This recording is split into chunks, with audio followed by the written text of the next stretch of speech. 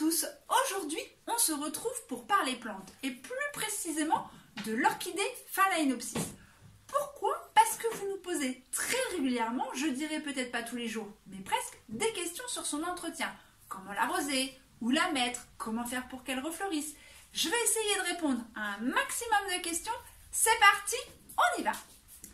Nous allons commencer par le pot. Souvent, vous nous dites qu'il faut mettre l'orchidée dans un pot transparent. On va récapituler tout ça. À la base, l'orchidée, elle pousse dans les arbres, dans les pays chauds. Donc, elle n'a pas besoin de cache-pot.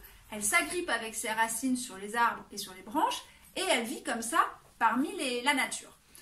Donc, en soi, le cache-pot, ça n'a pas trop d'utilité. Souvent, on dit oui qu'il faut qu'il soit transparent parce que dans la nature, elle prend en fait une grosse partie de la lumière et de l'humidité par les racines. Mais là, en l'occurrence, puisqu'elle est enfermée dans un pot, de mon point de vue, ça joue plus trop son rôle. Donc, le cache-pot ou le pot en plastique dans lequel elle est, vous embêtez pas trop avec ça. Donc, vous mettez votre pot d'orchidée dans un cache-pot, faites-vous plaisir pour que ce soit joli dans votre intérieur. Concernant maintenant l'arrosage, grande question, plein de possibilités. Nous, celle qu'on conseille, c'est d'arroser un petit peu une fois par semaine. Et comme Émilie, ma collaboratrice, aime le dire, environ un verre à liqueur. Donc vous voyez, c'est vraiment un petit peu d'eau. Attention toujours à retirer l'excédent d'eau qui est au pied de votre orchidée. L'orchidée n'aime pas avoir les pieds dans l'eau. Première option. Deuxième option, vous pouvez la baigner, c'est-à-dire que vous mettez votre pot d'orchidée dans l'eau et vous l'enfoncez dans l'eau. Pourquoi pas? Ça ne me pose pas de problème, tant que vous le faites pas trop souvent et que quand vous le fassiez, il n'y ait plus du tout d'humidité au niveau de votre pot. Parce que comme on l'a dit précédemment, souvent les orchidées ont un pot un petit peu transparent et on voit l'humidité en travers. Tant qu'il y a d'humidité, on n'arrose pas, surtout si on baigne. Donc si vous baignez, on fait bien attention à ça. Et en plus, moi ce que je trouve un petit peu embêtant, c'est que souvent tous les petits copeaux de bois s'en vont. Donc il faut remettre les copeaux de bois au niveau du pot de l'orchidée. Après, c'est une question de point de vue, on aime ou on n'aime pas. Troisième possibilité auquel je suis un petit peu moins fan, c'est les glaçons. Certains disent qu'il faut mettre des glaçons au pied de l'orchidée. Moi, j'ai attention, un glaçon par origine est très froid. Donc, si vous le mettez en contact avec les racines, ça ne va pas faire bon ménage. Donc, attention aux glaçons. Après, c'est vraiment les trois principes de base. Moi, je vous conseille de rester sur soit un petit peu d'eau une fois semaine ou le tremper, mais n'essayez pas d'autre chose. Après, vous risquez de donner trop d'eau à votre orchidée et qu'elle ne soit pas belle. Et en règle générale, l'arrosage, c'est une fois par semaine quand elle est fleurie. Une fois que votre orchidée est défleurie, comment faire? Ça, c'est la question que vous nous posez à chaque fois. Alors, c'est très simple, il y a plusieurs choses à faire. La première, dès que votre orchidée est défleurie, on stoppe l'arrosage. On n'arrose plus qu'une fois par mois.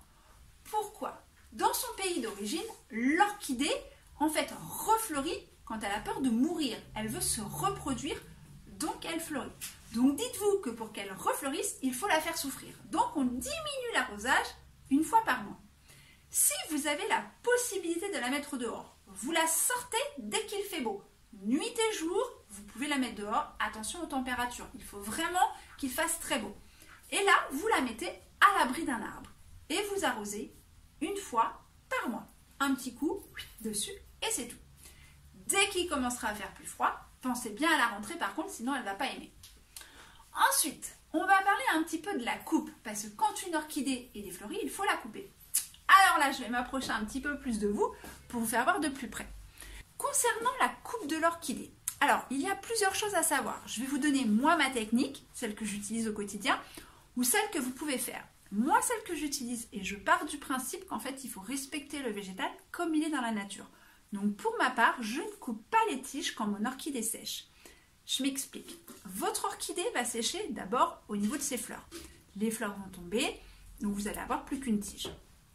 Parfois, votre tige principale va rester verte. Moi, je ne la coupe pas. Pourquoi? Parce que des fois, vous allez voir apparaître des petites tiges qui vont se refaire. Si vous coupez, vous n'aurez pas la capacité de voir ça. Donc moi, je laisse les tiges vertes.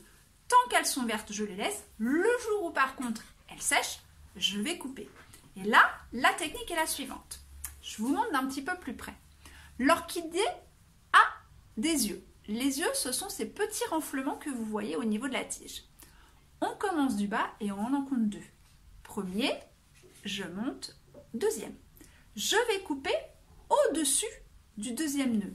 Attention, avec un outil bien propre. Il ne faut pas que votre ciseau, votre sécateur, peu importe avec quoi vous allez couper, soit sale. Vraiment avec un outil propre, vous coupez la tige, les 2 tiges suivant ce qu'il y a. Et le tour est joué. Ça, si vous décidez de le faire tige verte, c'est le même principe. Toujours 2 nœuds et je coupe au-dessus. Tige verte ou attendre, ça c'est vraiment vous qui voyez. Chacun a sa façon de voir les choses. Moi j'ai à dire que dans la nature, les plantes elles se débrouillent toutes seules. Il n'y a personne qui vient avec un petit sécateur pour couper tout ce qui se passe. Elles vivent leur vie. Donc j'ai à dire que chez moi, elles vivent leur vie aussi. Mais ça ne tient qu'à moi. Donc en termes de coupe, en tout cas, c'est ce qu'il faut faire. Si vous avez des racines qui dépassent, donc les racines ce sont ces petites choses-là. Ça, vous les laissez. Vous ne les coupez par contre surtout pas. C'est elles qui donnent la stabilité à la plante, l'humidité et tout ce qu'il faut pour qu'elle vive. Donc les racines, on les laisse, on ne coupe surtout pas. Maintenant, si vous voulez changer le pot de votre orchidée, parce que souvent quand elles grandissent, donc les racines ressortent, elles deviennent un petit peu bancales dans le pot et ce n'est pas pratique. Dans ce principe-là, quand vous allez augmenter la taille de votre pot, déjà, on ne va pas prendre, là vous voyez, je n'ai pas un gros pot, on ne va pas prendre un pot hyper large. On va augmenter d'une taille, c'est-à-dire qu'on prend la mesure de son pot, on va dire, imaginons 10 cm. On ne va pas passer à un diamètre 20, on va passer à un diamètre 12, à un diamètre 13, mais pas beaucoup plus. Dans ce cas-là, on enlève l'orchidée de son pot. On la repositionne dans le pot plus grand. Certains vous diront qu'il faut acheter du terreau orchidée. Le terreau orchidée, on va se mettre bien d'accord, c'est des copeaux de bois. C'est tout ce qu'il y a dans le terreau orchidée. Des fois, ils vont vous rajouter des petits bouts de mousse, mais à la base, c'est des copeaux de bois. Et si vous vous rappelez de ce que je vous ai dit au début, l'orchidée vit sur les arbres, donc elle n'a pas besoin de terreau. La seule chose qu'elle a besoin, c'est de copeaux de bois pour se maintenir droite dans son pot. Donc n'investissez pas dans la terre spéciale orchidée, prenez des copeaux de bois et vous les mettez au niveau des racines. Donc vous les mettez tout doucement, vous tassez un petit peu quand même pour qu'elles se tiennent bien droites et vous refaites ça jusqu'à temps que votre pot soit bien plein. Mais franchement, la terre pour orchidée, ça ne sert pas à grand chose. Donc par contre, quand vous aurez fait ça, faites-le quand votre orchidée est défleurie. On ne le fait pas quand l'orchidée est en pleine floraison. On le fera plus par exemple au moment où on va la rentrer à l'intérieur, donc au début de l'automne. Là, on remet le pot, on arrose bien et on rentre à la maison bien au chaud. On a fait le tour pour que votre orchidée soit belle et refleurisse facilement. Avez-vous tout retenu? Peut-être pas, je récapitule, c'est parti. Quand votre orchidée est fleurie, on arrose une fois par semaine. Soit un petit peu d'eau au niveau des copeaux de bois, ou alors on la baigne suivant ce que vous avez envie. Une fois qu'elle est défleurie, j'arrose une fois par mois. Et je peux mettre dehors, à l'abri du soleil, c'est même conseillé. Et pour qu'elle refleurisse, je la fais souffrir, on n'oublie pas, c'est pour ça qu'on réduit l'arrosage. Si je veux couper les tiges, je coupe au deuxième nœud au-dessus. Je peux également ne pas couper les tiges si je veux, peut-être au cas où il y ait des petites pousses. Et dernière chose, si je veux rempoter mon orchidée, je le fais avec des copeaux de bois au début de l'automne et j'augmente d'une ou deux tailles de pot. On est tout bon? Vous avez pris tout en note? Je vous laisse aller voir vos pots d'orchidée et faire tout pour qu'elles refleurissent. Sur ce, à bientôt et si ce n'est pas encore fait, n'hésitez pas à vous abonner à la chaîne du végétal et encore mieux, cliquez sur la petite cloche pour recevoir des notifications dès que je mettrai une nouvelle vidéo en ligne. Alors, à bientôt la prochaine fois qu'on continue la thématique de Pâques. À bientôt pour de nouvelles aventures florales.